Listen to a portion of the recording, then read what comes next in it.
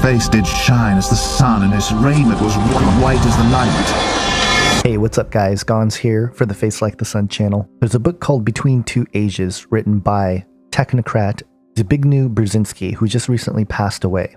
This was written in 1970, and here's what he said in it, quote, "The changes wrought by communications and computers make for an extraordinarily interwoven society whose members are in continuous and close audiovisual contact, constantly interacting, instantly sharing the most intense social experiences, and prompted to increase personal involvement in even the most distant problems. The new generation no longer defines the world exclusively on the basis of reading, either of ideologically structured analysis or of extensive descriptions. It also experiences and senses it vicariously through audiovisual communications. The new reality, however, will not be that of a global village. A more appropriate analogy is that of the global city, a nervous, agitated, tense, and fragmented web of interdependent relations. That interdependence, however, is better characterized by interaction than by intimacy. Instant communications are already creating something akin to a global nervous system. Occasional malfunctions of this nervous system, because of blackouts or breakdowns,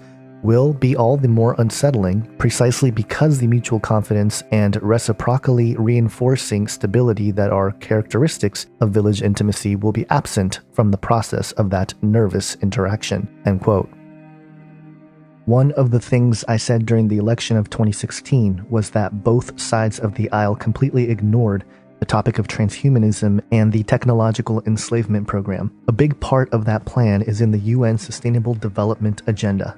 Now, President Trump has moved away from some of the elements here, primarily the TPP, which was the work of the traditional globalists, as well as the climate change deal, which again was part of the same old globalist elite.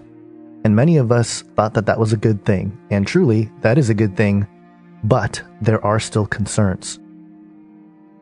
With Trump having plans to make America great again, I'm trying to stay level and be cautious about what that means, because it might inadvertently help other areas of the UN 2030 Sustainable Development Agenda to develop. And I'm specifically talking about this new rat race being played between nations, the one involving technological infrastructure that supports Web 3.0 with tools like 5G, more AI integration, the blockchain, and the Internet of Things really coming online. These developments will only help increase the power of already highly developed public technology like the Large Hadron Collider at CERN in Geneva, Switzerland, and the numerous particle accelerators around the world. And of course, we can't forget the Vatican, who owns the most sophisticated telescope, ironically, or perhaps not, named Lucifer.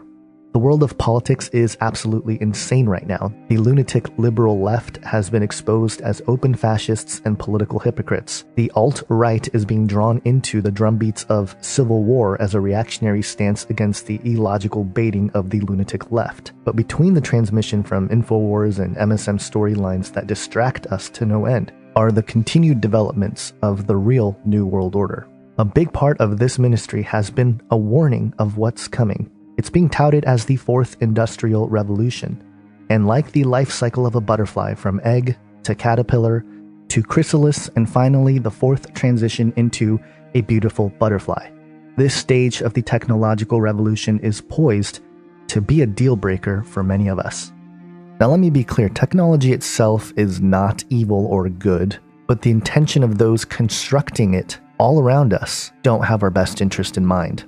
This technological infrastructure for a global currency, massive surveillance, Internet of Things, quantum computing, artificial intelligence, DNA databases, smart dust, smart cities, nanobots, bioengineering, virtual and augmented realities, implantable technologies, and much, much more are going to be extremely invasive. On September 23, 2015, the first Jesuit Pope stood in front of the United Nations in New York to announce Agenda 2030 for the United States. Within the publicly available documents of the UN 2030 Agenda were the bare facts about the human enslavement program written in positive socialistic appeal. But as usual, it's not always what they tell us, but what they don't tell us that drives forward our enslavement. A year later, on September 23, 2016, Nothing noteworthy happened except for NASA, never a straight answer, publishing this nonsense propaganda about Mars. While it will be years before the first astronauts go to Mars, a new exhibit at the Kennedy Space Center Visitor Complex in Florida can take you on a virtual field trip there now. Apollo 11 astronaut Buzz Aldrin helped introduce Destination Mars, a mixed reality experience designed by NASA's Jet Propulsion Laboratory and Microsoft HoloLens, a fully self-contained holographic computer. The limited-time exhibit, which uses real imagery taken by NASA's Mars Curiosity rover and enables users to explore the Martian surface, runs through January. And now, coming up on September 23rd, 2017, the celestial alignment that, per usual, is somewhat overblown by some as some sort of celestial signal for the end of the world, or dismissed too hastily by others, is interesting because it comes at a time when, again, massive changes in this infrastructure are beginning to take place. Now, one topic that's been discussed quite a bit recently is 5G. Max Egan was recently on SGT Report with Sean. Great interview. I'll leave a link to that. But as I started to dig in and look around YouTube, I found quite a bit of people concerned about 5G. I've been a citizen living in this county for the last 30 years, and I have a question related to a health issue.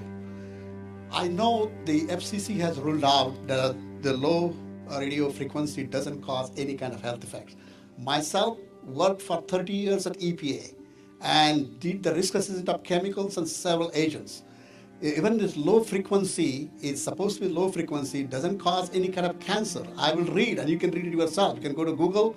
International Agency for Cancer Research has clearly said that the frequency, not necessarily coming out of cell towers, but likely to cause DNA damage. It's likely to cause cancer, specifically brain cancer, and more specifically in children. I'm concerned about the citizens of this county, the little kids that may be exposed to even low frequency or a short-term exposure versus a long-term exposure. I think the county has a responsibility to get the correct ruling on this. Even the FCC is not a health agency. Keep that in mind. Read the FCC is not a health agency. FCC has fought over the EPA. EPA has not ruled into this. I know it. I work for the EPA. Go to the websites of all different federal agencies. There is equivocal data. The data is not clear. However, there are some positive studies and negative studies. I would urge, for the sake of this county's safety and health safety, county has to be responsible for making sure that there are no long-term effects of these frequencies on kids. Just one point, the FCC is not a health agency, but it is a federal agency. And the problem for the county is that we are preempted. As much as we would like to or not concerned with that problem, we just cannot. The answer lies in changing the law of Congress. We can do lots of things within regulating it, but not on the basis of health. My name is David Fialkoff. I live in North Potomac. I just want to briefly first preface this by saying to our council members, to our county employees who are paid by us to represent us, you've got a lot of angry, concerned people here, and the attitude we see from you is, oh, well, it's just business as usual, and there's nothing we can do. Can you please exhibit some concern? Look at the concern here. Look at all the emails you've been getting. Look at the explosion of concern about this. We'd like to see it from you and not this laid-back attitude. I actually have a couple of questions. You know, when we want to do something, it seems like the EPA can come in and stop us from having anything done because of health issues. This gentleman over here who worked for the EPA is saying there's a possible health risk. Why aren't we going back to our council, our congressmen and our senators and saying, look, if the EPA is saying that there's a problem here, they stop everything else. Why aren't our county councilors going to the EPA and saying, hold up, why can't we do a health assessment here and find out what the real health risks are to our children? See another question over here. Okay. Well, I'm one of the council members, and my colleagues are, look, we wish we could change the federal law.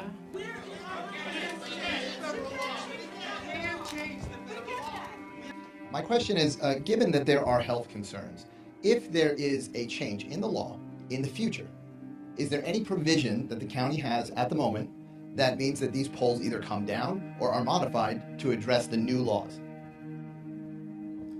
You know, there's all these issues with non-conforming use, so it's something that would, let's say, predate a law would not be covered under it. I want to make sure that if we're erecting something today and the laws change, we discover that there is actually a health concern, the FCC gets overruled in court, whatever happens, do these poles come down?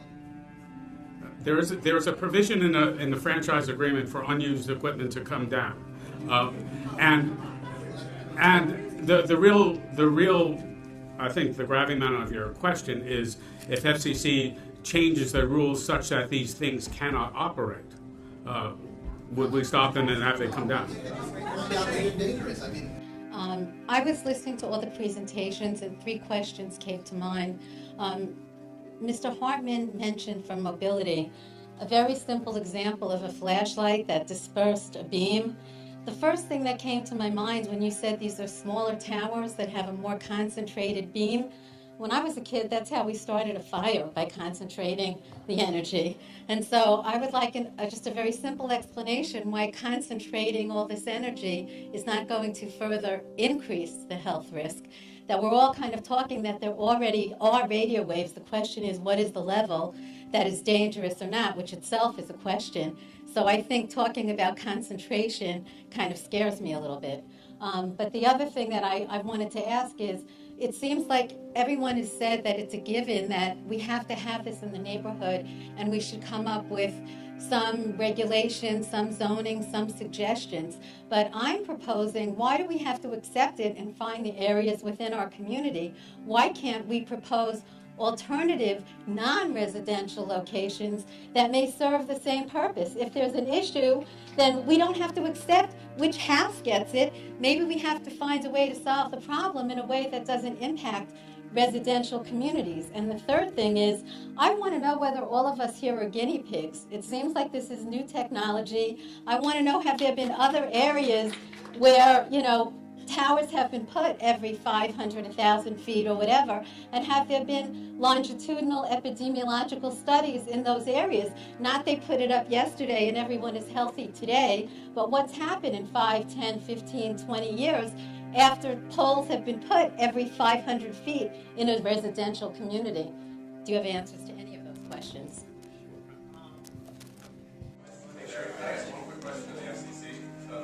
Sorry, I have to go on.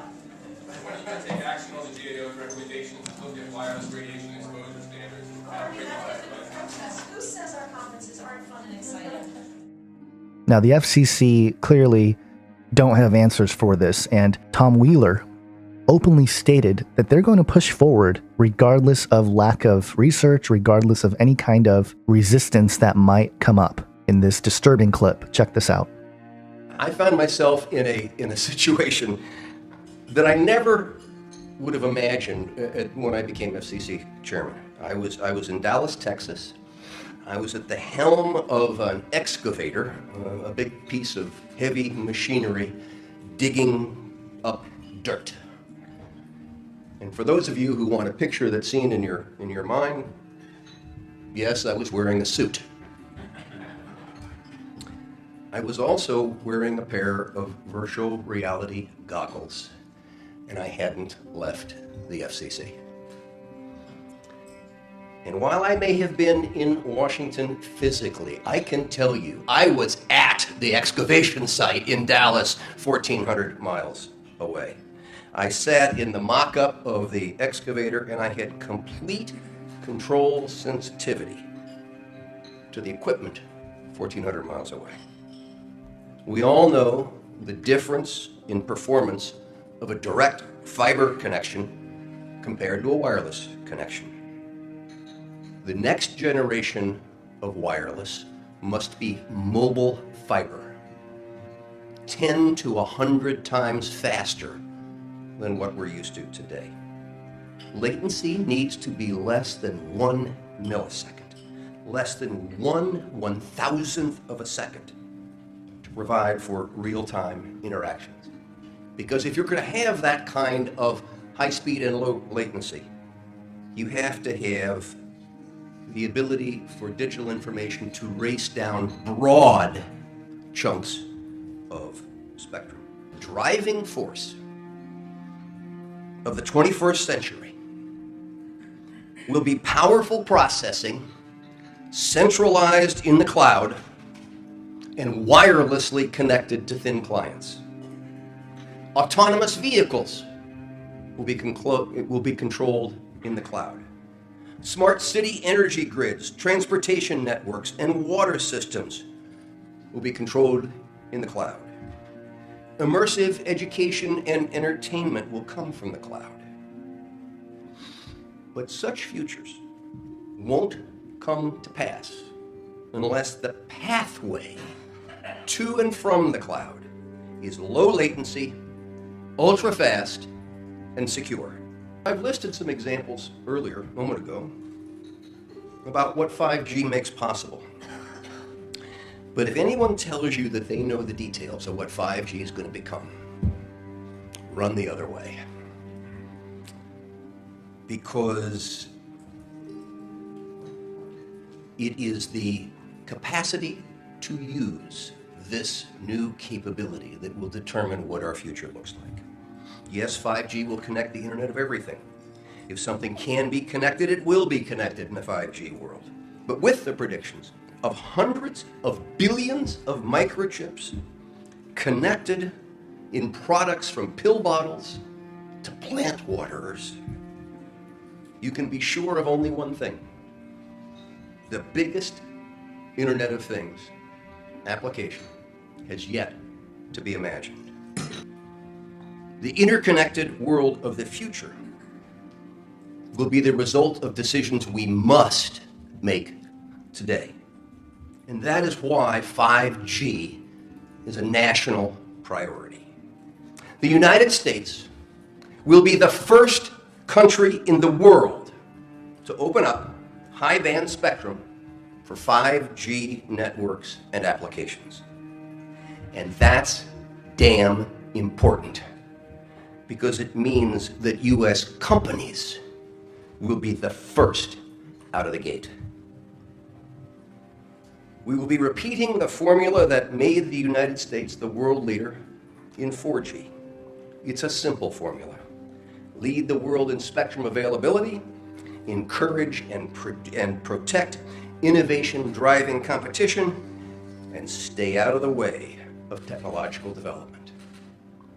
Unlike some countries, we do not believe that we should spend the next couple of years studying what 5G should be, or how it should operate, and how to allocate spectrum based on those assumptions.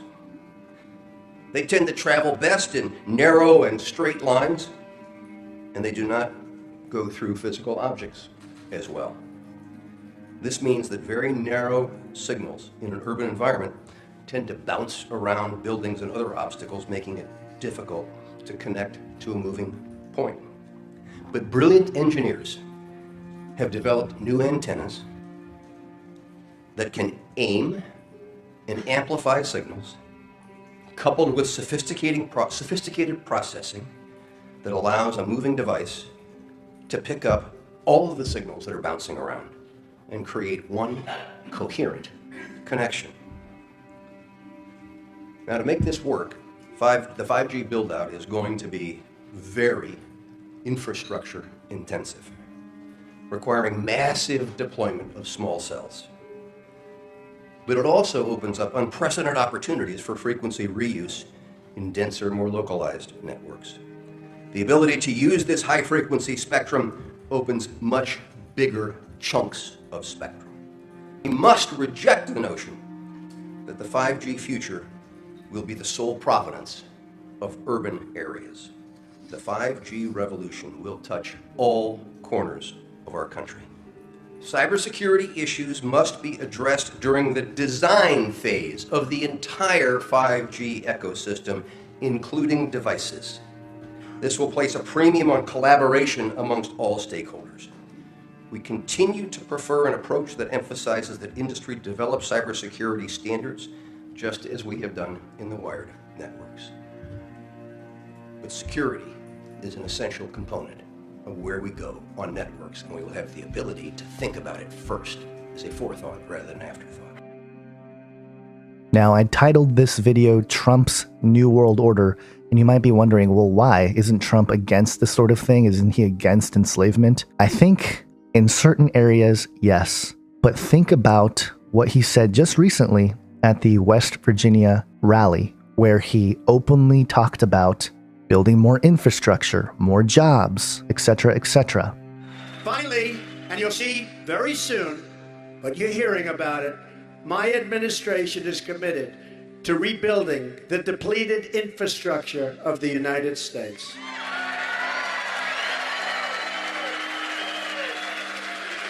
Think of it. We've spent $6 trillion in the Middle East, and the Middle East is 100 times worse than it was 16 years ago when we started. Can you believe this? What a shame. That is why we are pushing a $1 trillion new infrastructure investment bill. We're going to fix our roads. We're going to fix our bridges. We're going to fix our highways and our schools and our airports.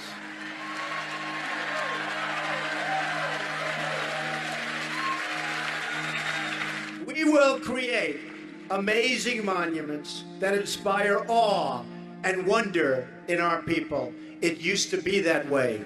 It's not that way any longer. We have airports that look like third world countries. It's not going to be that way anymore. American workers will build this great future, and American energy and American clean coal will power this future. We are the nation that put a man on the moon, that dug out the Panama Canal, and that won 2 world wars. We can do anything, we can build anything, and we can dream anything. The bottom line is that he is talking about the 4th Industrial Revolution and having the United States lead it. So yes, it is creating jobs. Yes, it is bringing back industry to the United States. But for what? What are we building? We're rebuilding everything to accommodate for the smart city, for the UN 2030 Sustainable Development Agenda. Now, there's a weird twist to this as well. Pedogate, Pizzagate has been a very, very important subject for independent researchers. And we've recently seen reports of celebrities starting to come out and talk about their encounters with these pedophiles who actually run Hollywood, the music industry. We know they're in the Vatican. We know they're in the government. But as more people speak up about this and this topic is exposed, what is it creating? Well, on the one hand, if all these celebrities are doing it for the common good of man, then this is a good thing. More people need to realize that there's a problem with pedophilia in this country, in our institutions. But in the same way God uses all situations for good, I think the enemy uses all situations for bad. And the exposing of Pedogate and the pedophiles in our governments, in our institutions, might be the beginning of a larger enslavement program as part of this 4th Industrial Revolution, as part of this rebuilding infrastructure, as part of making America great again. Let me explain myself a little bit. Problem, reaction, solution. They used it in 9/11. They had the problem, which was 9/11, the terrorists. They had the reaction, we need to do something about it. And the solution, which is giving up more and more of our privacy in exchange for security. Thank you, government, for looking over us, right?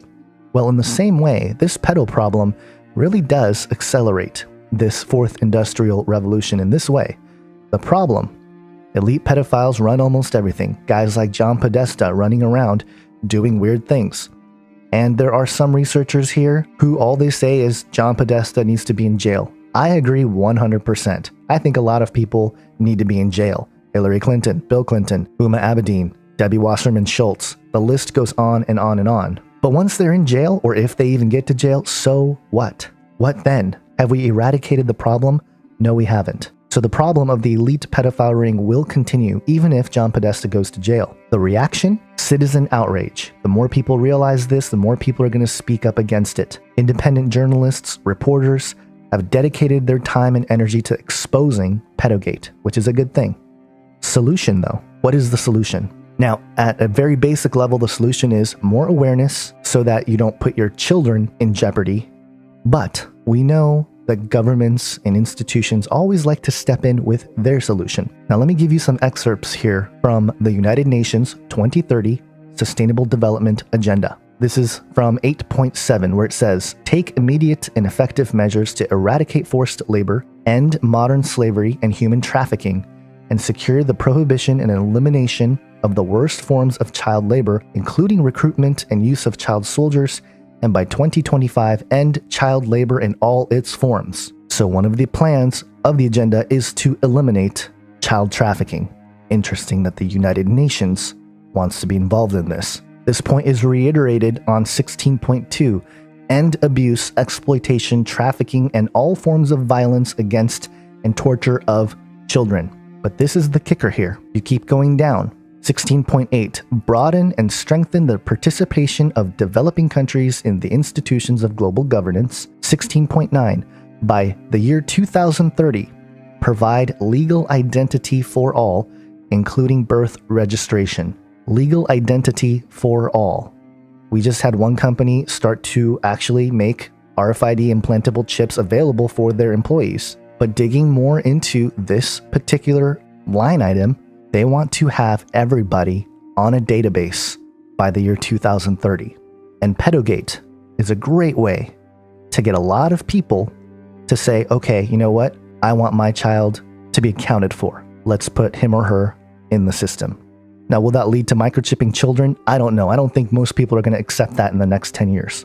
But with 5G technology, it is astronomically invasive in terms of the Internet of Things, everything connecting to the internet, but also us being trackable, identifiable, etc. Our privacy is gone. And again, I titled this video Trump's New World Order because Donald Trump, as much as I've been trying to root for the guy, was totally behind getting drones and 5G technology out into the masses. Watch this clip here.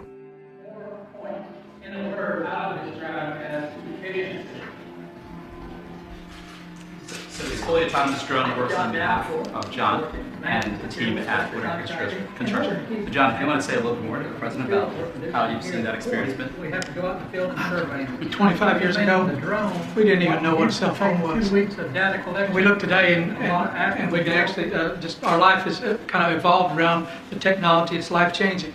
This drone is life-changing. We're finding out daily, not in the quarry side of things, but in the construction side of things, and other uses.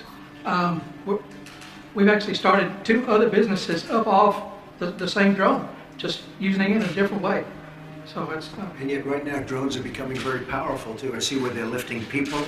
I don't know about the level of safety there, but I see that. But also I guess they're going to be lifting very heavy material at some point. Yeah, there's an initiative with other companies underway to effectively have delivery being done by the drone. This drone in particular is about just being able to collect aerial intelligence in a seamless way and being able to deliver that to the user in a way that they weren't able to accomplish before. So John's able to get that work done in literally minutes after the drone flies, versus usually it would take him days of just manual labor to be able to accomplish that same work. Fantastic job. Thank you, sir. Thank you very much. Thank you. Thank you. Thank you. Yeah, pleasure. Randall? Yes, Mr. President, I'm going to tell you everything you need to know about 5G technology in about 2 minutes, okay?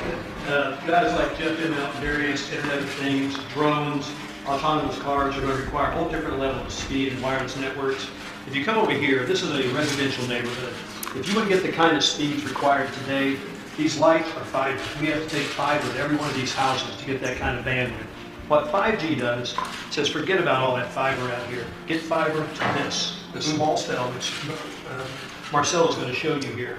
This small cell will broadcast this kind of bandwidth to all these homes, okay? You no longer need to run fiber in here. So you can have speeds that are multiples of what the fastest cable technology can deliver today into the home with wireless technology. If you move into the city, what's happening? If you want to get that bandwidth in there, the same thing. Fiber run to every one of these buildings. It takes a long time digging up roads, bridges, and sidewalks and so forth. 5G says no longer. In fact, all you need are small cells inside the city, and we can light up these buildings here as well, right? And then as you move to Wi-Fi, we have Wi-Fi deployed in these buildings all over the place, so customers moving in and out of the Wi-Fi arrangement. You can see the old big cell technology sitting on top of buildings, broadcasting throughout the city. But down on the street level, the customer is being put on whatever network gives them the fastest speeds. This could be an autonomous car, it could be any number of things. And so as the car moves, it gets moved back and forth between the networks into another 5G deployment, and you're getting these kind of multiple gigabit speeds throughout cities without all the fiber having to be deployed into all these buildings. It really accelerates it, makes us get to the market much faster. So 5 years ago, 10 years ago, you couldn't have even imagined Wouldn't have this. thought about it. No, sir, we would not have. And this is 2018, we'll deploy this kind of configuration, and the companies in here are, and in 2020, it becomes mobile. And so this handset would be getting these speeds. So there has to be a tremendous construction saving, too, ultimately. It's a huge construction saving. You don't have to deploy all this fiber. You see this little cell site here. You're going from deploying these big cell sites and towers to deploying these all over cities. That's what Marcelo is going to show you, what this technology looks like now. So, Mr. President, if I can summarize 5G, is $275 billion of investment in the next 7 years, the creation of 3 million new jobs, and a contribution of $500 billion to the GDP of the United States. What is different between 4G and 5G? 4G, those were enormous towers that look quite ugly. We're going to move to deploy millions of this, hundreds of thousands, and then millions of small cells all over the United States. The problem that we have is it takes us 1 year to get a city to give us a permit, but it takes us 1 hour to install them. And unless we can install them real fast, we're going to lose that leadership that we have today.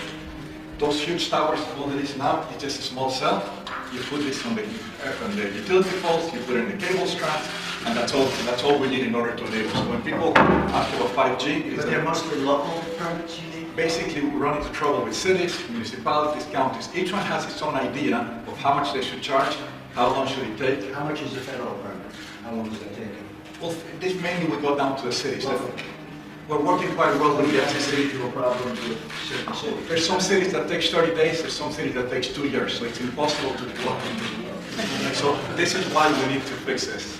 And that's what 5G, when everybody talks about 5G. Well, we can do a recommendation to the cities all over the country to get it going, and Gary, maybe they can move it faster. Because this is truly a great process. But why don't we do a very strong letter of recommendation so they can get it done much faster?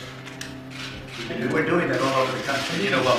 Shot clocks. The FCC at one time put in place to deploy these kind of cell sites. Yeah. Shot clocks. You have 180 days to get a permit done or taking a permit. Something similar is going to need to be done. Well, we're doing that with highways. It would take sometimes 15 to 20 years to get permits to build a small road or a highway. And we're going to bring it down, try to bring it down to 1 year, maximum 1 year. And you have the same thing. This is much easier. So this is really much easier, believe me. The US is a leader in 4G. We launched 3G. And every country, China, Europe, is basically streamlining the process to get there faster. So this will be going into many other countries? By other companies, by you, by no, we only operate in the US, and our goal is to basically, we want the US to lead 5G because of the speed, because of the job creation. You will if you can get your permits. Absolutely. China has much less trouble getting permits. Okay? Central government. Thank you, Mr. President. Good to see you. Thank you so much. Great job. Thank you, everybody. Thank you very much, everybody. Appreciate it. Thank you.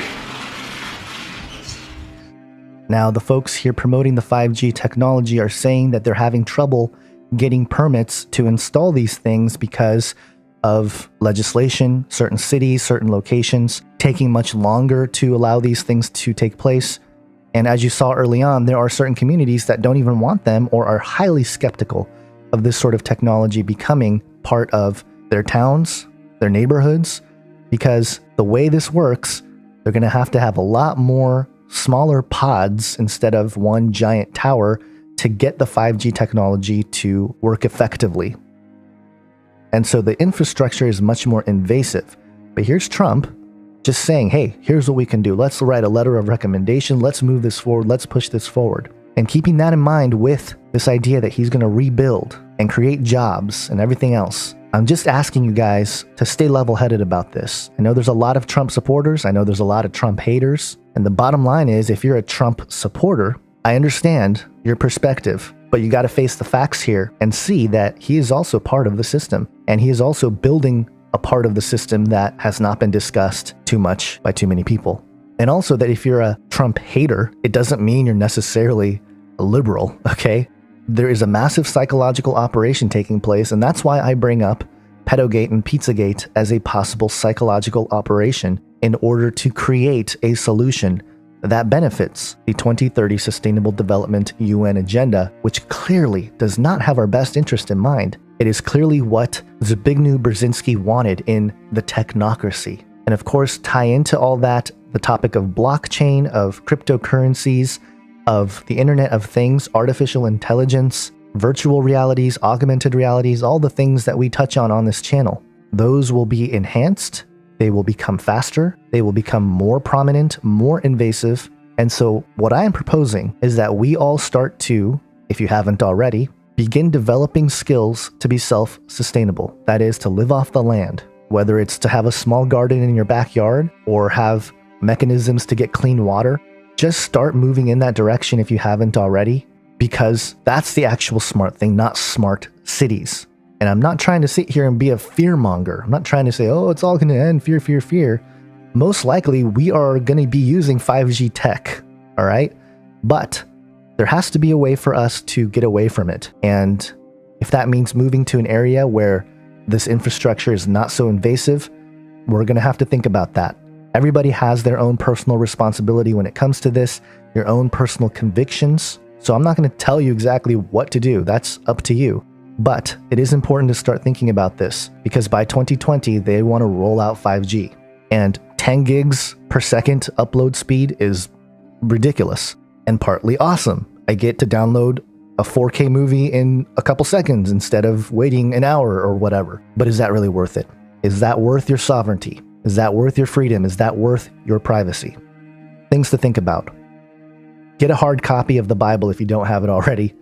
That's going to be the most important thing as these things continue to develop, and the enslavement program and the prince of the power of the air continues to build the satanic kingdom on earth.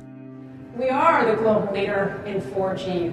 We have 5% of the world's population, but 1/3 of its 4G deployment. But laurels are not good resting places, so I think we have to start moving on 5G. Because today, the bulk of our spectrum activity when it comes to mobile takes place at 3 gigahertz or below. But going forward, we are going to have to bust through that ceiling all the way up to 24 gigahertz, or perhaps even as high as 90 gigahertz. We are going to have to look to infinity and beyond. And then we're going to have to combine those stratospheric frequencies with dense networks of small cells. And if we do that right, we will have higher speeds with our wireless networks than we have ever seen before. And I think that is what 5G is going to look like. And I think we need to get moving, because the rest of the world is already onto this. Brothers and sisters in Christ, stay watchful, stay vigilant, stay sober-minded. Have an awesome day, guys. God bless.